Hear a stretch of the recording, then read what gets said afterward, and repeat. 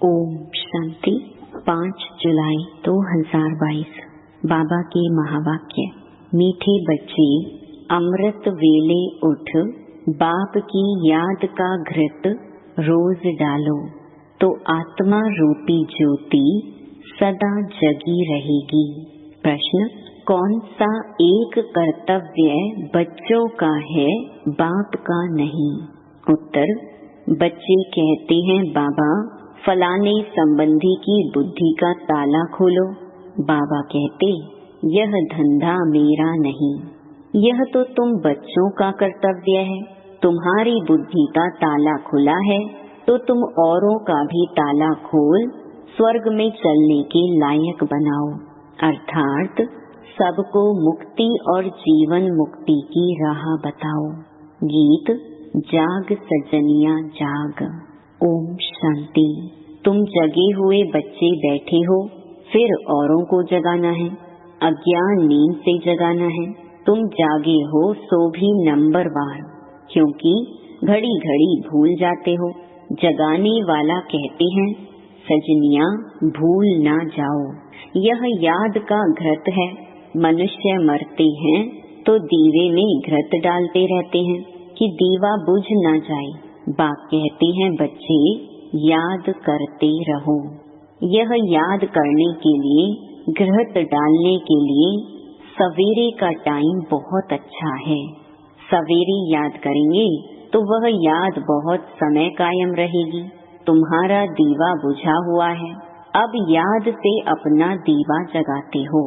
तुम्हारा दीवा जगता रहता है, सतयुग से त्रेता तक जगता रहेगा। इसको दीपमाला कहते हैं।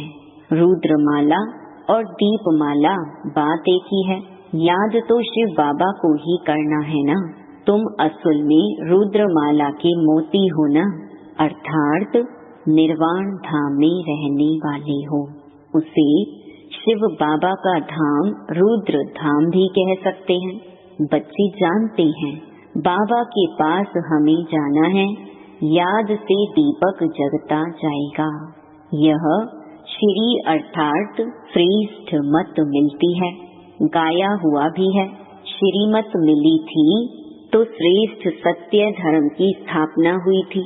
अब तुम्हारा बड़ा झुंड है, नंबरवार जितना जागते हैं उतना जगा सकते हैं। दीवे को जगाने के लिए सवेरे उठना पड़ता है, घृत डालना पड़ता है। इसमें कोई तकलीफ नहीं।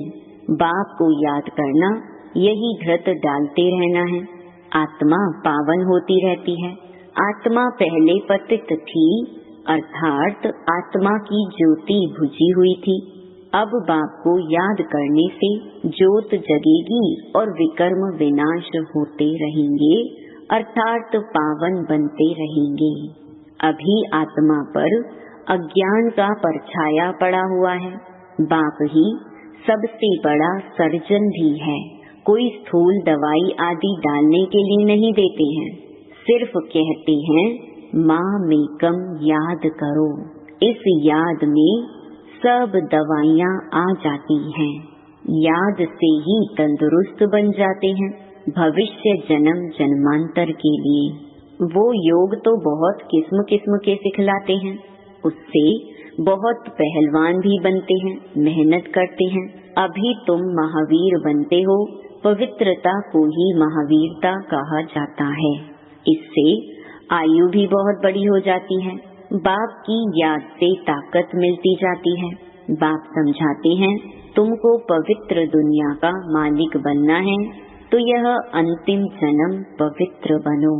सन्यासी भी 5 विकारों का संन्यास करते हैं, परंतु वह तो बहुत दूर जंगल में चले जाते हैं।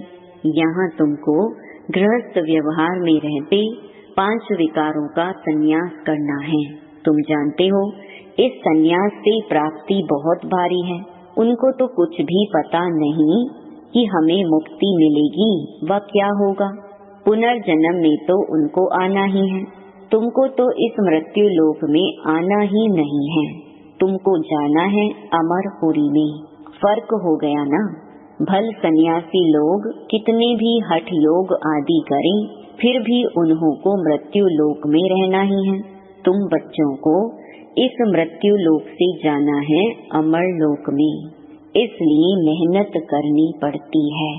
जिस मेहनत से वह डरते हैं, समझते हैं गृहस्थ व्यवहार में रह हम योगी नहीं बन सकते, उनको कुछ पता ही नहीं है संन्यास से क्या मिलेगा।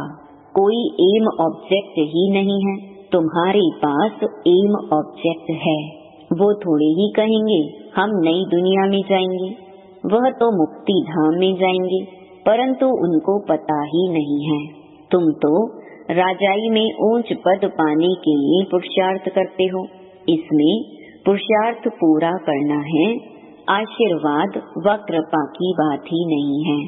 ऐसे नहीं कि हमारे पति की बुद्धि का ताला खुले, आशीर्वाद करो, क्या हम सभी का ताला खोल देंगे? तुम बच्चों की बुद्धि का ताला खुल जाता है, फिर भी मेहनत तुमको करनी है।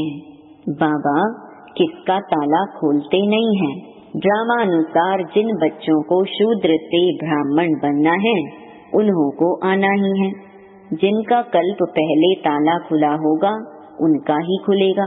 हाँ, शुभ चिंतक हो राय दी जाती है, तरस तो पड़ता है ना कि यह भी साहूकार बन जाएं, ताला खुले तो स्वर्ग में चले जाएं, यह भी स्वर्ग के मालिक बन जाएं। यह तुम्हारा धंधा है। उनका है हद का संन्यास, तुम्हारा है बेहद का संन्यास। तुम बेहद का राज्य मांगते हो, वह बेहद की मुक्ति मांगते हैं। वह मुक्ति भी ऐसी है जैसे तुम्हारी जीवन मुक्ति है। हमेशा के लिए मुक्ति तो हो नहीं सकती, पुनर्जन्म लेना ही है। बच्चे जानते हैं पहले जब वहाँ से आते हैं तो पुनर्जन्म फिर भी अच्छा सतो प्रधान मिलता है, फिर रजो तमो में आ जाते हैं। तुम सबसे ऊंच बिरादरी के हो। पहले पहले आदि सनातन देवी देवता धर्म की बिरादरी है, फिर अनेक प्रकार के धर्म के स्तंभ निकलते हैं, वह सब पीछे आने वाले हैं। तुम्हारी बुद्धि में यह सब बातें रहनी चाहिए। हम ब्राह्मण हैं, वह शूद्र हैं। हम शिक्षा पाकर तमो प्रधान से सतो प्रधान हो रहे हैं। कौन बनाते हैं? जो एवर सतो प्रधान हैं वह कभी रजो तमो में नहीं आते, हमको बना रहे हैं। हरेक को मेहनत करनी है। तुम्हारी मेहनत से ऑटोमेटिकली तुमको ही ऊंच पद मिलता है। हरेक अपनी राजधानी को संभालते हो, तुमको मदद देने वाला एक ही बेहद का बाप है। वह सहज युक्ति बताते हैं, इसका नाम ही है सहज राजयोग, जिससे दैवी स्वराज्य मिलता है। स्व अर्थात आत्मा को ही राज्य मिलता है। आत्मा कहती है अभी हम बैगरी शरीर में हैं, फिर प्रिंस का शरीर मिलेगा। तुम आत्माएं यहाँ बैठी हो, जिसके पास जाना है उसको ही याद करना है। गुरु लोग मंत्र देते रहते हैं, यहाँ बाबा का मंत्र कोई और देने वाला नहीं है। बाप एक ही मंत्र देते हैं, मैं तुम्हारा निराकार बाप हूँ, तुम्हारा टीचर भी हूँ, पतित पावन गुरु भी हूँ तो निराकार। यह भी निश्चय चाहिए। हमारा बाप पतित पावन निराकार ज्ञान का सागर है। राजयोग से हमको महाराजा महारानी बनाते हैं, बेहद का वर्षा देते हैं। 100% संपत्तिवान भव, आयुष्वान भव। देवताओं जितनी आयु कोई की नहीं होती। पुत्रवान भव, तुम्हारा कुल चलता है। तुम जानते हो वहाँ विकार हो नहीं सकता। आत्मा को अपनी नॉलेज है। हम अभी जाकर बच्चा बनेंगे, फिर जवान हो बूढ़े बनेंगे, फिर दूसरा शरीर लेंगे। वहाँ की रस्म रिवाज और यहाँ की रस्म रिवाज और है। बाप ही समझा सकते हैं। रोज कहते हैं बच्चों, जीव की आत्माओं, जीव बिगर सुनाएंगे कैसे? यह याद रखना है। हम आत्माओं को परम पिता परमात्मा समझा रहे हैं, परंतु यह भी भूल जाता है। अभी तुम प्रैक्टिकल में बैठे हो, यह भी जानते हो जन्म जन्मांतर फालतू कथाएं सुनते आए हैं, कितनी गीताएं पुस्तक सुनते आए हैं। अभी है संगम युग। संगम युग का अर्थ ही है पुरानी दुनिया का विनाश, नई दुनिया की स्थापना। इसलिए इसको ऑस्पिशियस कल्याणकारी संगम युग कहा जाता है। संगम युग को भूलने से अपनी राजधानी को भूल जाते हैं। भल तुम प्रदर्शनी आदि रखते हो, फिर भी कोई की बुद्धि में नहीं बैठता। इतना कहते हैं कि यहाँ ईश्वर को पाने की समझानी बहुत अच्छी है, बस यही नहीं समझते कि ईश्वर पढ़ाते हैं। कोई विरले को निश्चय बैठता है जो कहते हैं कि बरोबर ठीक है। हम भी समझते हैं पढ़ाने वाला परम पिता परमात्मा है। जैसे भीष्म पितामह आदि ने पिछाड़ी में माना है कि परमात्मा इन्हों को पढ़ाते हैं, पिछाड़ी में यह ज्ञान आएगा। भल प्रदर्शनी में हजारों आते हैं, परंतु यह किसको भी समझ में नहीं आता कि तुमको निराकार परम पिता परमात्मा पढ़ाते हैं। कहते हैं यह बात हमको समझ में नहीं आती, निराकार कैसे पढ़ाएंगे? अच्छा, हम आकर समझेंगे कहकर फिर आएंगे नहीं। ऐसे भी होते हैं। कितना तुम समझाते हो, चलो हम तुमको स्वर्ग की बादशाही दें, तो भी मानते नहीं। सैपलिंग लगती है, बाप समझाते हैं तुमको भक्तों को समझाना सहज होगा। तुम सर्वव्यापी कहते हो तो पूजते क्यों हो? यह तो जड़ है, तुम तो चैतन्य हो, तुम बड़े हो गए ना। समझाना है बेहद का बाप तो एक ही है, उनकी ही महिमा है। वह मनुष्य सृष्टि का बीज रूप पतित पावन है। दुनिया पतित है, उनको पतित से पावन बनाने वाला एक ही बाप है। जरूर संगम पर ही आता होगा। अब आई हैं, कहते हैं मुझे याद करो तो तुम्हारे विकर्म विनाश होंगे। गीता में अक्षर हैं, परंतु कृष्ण का नाम लिखने से बुद्धि ठहरती नहीं है। तुम जानते हो यह ज्ञान है बहुत सहज, परंतु विघ्न पड़ते रहते हैं। मित्र संबंधी आदि सब विघ्न डालेंगे। हम इनको इस तरफ खींचते हैं, वह फिर उस तरफ खींचते हैं। बड़ी जंजीरें हैं। बाप समझाते हैं यह कैसे हो सकता है? शिव बाबा तो ज्ञान का सागर, सुख का सागर है। कुछ तो किया होगा ना। स्वर्ग स्थापन करने वाला है। सिर्फ कहता हूँ मेरे को याद करो। कृष्ण तो कह ना सके, समझाने के लिए बड़ी मेहनत चाहिए, थकना नहीं है। बहुतों से मेहनत पहुँचती नहीं है, बहाने बहुत लगाते हैं।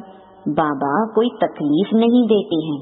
भल बच्चों को संभालो, भोजन बनाओ, सिर्फ शिव बाबा की याद में रहो। अच्छा, दिन में टाइम नहीं मिलता है, अमृत वेले तो याद करो। कहते हैं राम सिमर प्रभात मोरे मन। आत्मा कहती है प्रभात में अपने बाप को याद करो। बाबा भी यही कहते हैं। नींद भी टाइम पर करनी चाहिए, पूरा चार्ट रखना है। सवेरे उठ सकते हो, इस पर एक कहावत भी सिंधी में है। सवेरे सोना सवेरे उठना, जल्दी सोना जल्दी उठना। अभी तुम अकलमंद बनते हो, सारा चक्र बुद्धि में है, तुम्हें कोई भी दुख नहीं मिल सकता। कितना तुम शाहों के शाह बन जाते हो, पैसे की कभी कोई तकलीफ नहीं होती और हेल्दी भी बनते हो। यह सब गुण अभी तुम शिव बाबा से पाते हो। बरोबर तुम हेल्दी वेल्दी और हैप्पी बनते हो। यह भी तुम जानते हो, होली दीपावली आदि यह सब अभी की बातें हैं जो यादगार में आ जाती हैं। तो सवेरे उठकर बाप को याद करना बड़ा अच्छा है। याद को बढ़ाते रहो। बच्चों ने गीत भी सुना, जागो और जगाओ अज्ञान नींद से। गृहस्थ व्यवहार में रहते किसको बाप का परिचय दो। वह फिर लिखे भी कि बाबा फलाने द्वारा हम आपको जान गए हैं, अभी तो हम आपके ही होकर रहेंगे, आपसे वर्षा जरूर लेंगे। आपके ही थे, ऐसी चिट्ठी आवे तब सर्विस का सबूत मिले। पत्र देख बाबा खुश होंगे, बाकी सिर्फ क्लास से ही होकर आना यह तो पुरानी चाल हो गई। जैसे और सत्संगों में नियम से जाते हैं, तुमको तो एक एक को अच्छी रीति समझाना है। यह बहुत ऊंची पढ़ाई है। यह ज्ञान सागर से कितनी अच्छी नॉलेज मिलती है। मेहनत चाहिए समझाने की। अच्छा, मीठे मीठे सिके लधे बच्चों प्रति माता पिता बाप दादा का याद प्यार और गुड मॉर्निंग। रूहानी बाप की रूहानी बच्चों को नमस्ते। धारणा के लिए मुख्य सार। पहला, याद का अभ्यास बढ़ाना है। इस यात्रा में कभी थकना व बहाना नहीं देना है। याद का पूरा पूरा चार्ट रखना है।